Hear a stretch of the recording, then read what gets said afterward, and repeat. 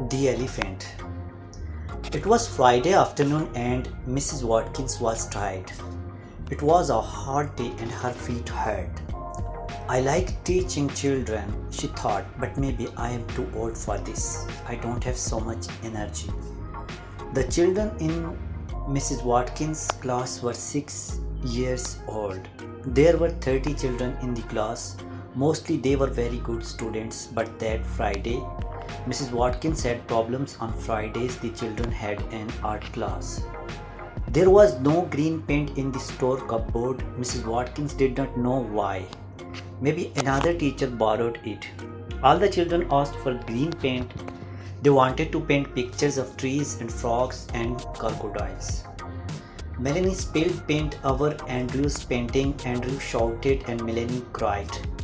Micky painted his friend Pete's face red. The two boys thought it was very funny.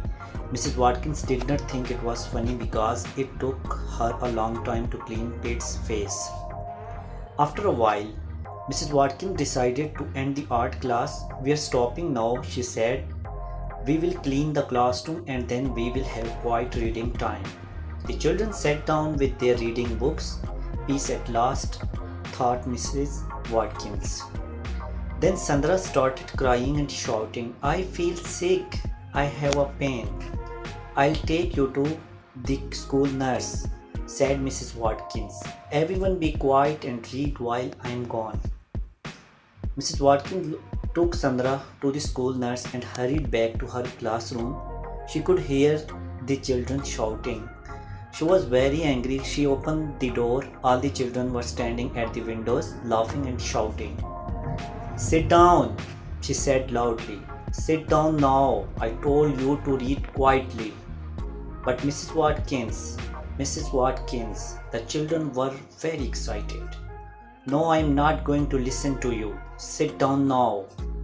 The children went back to their seats. Then Micky raised his hand.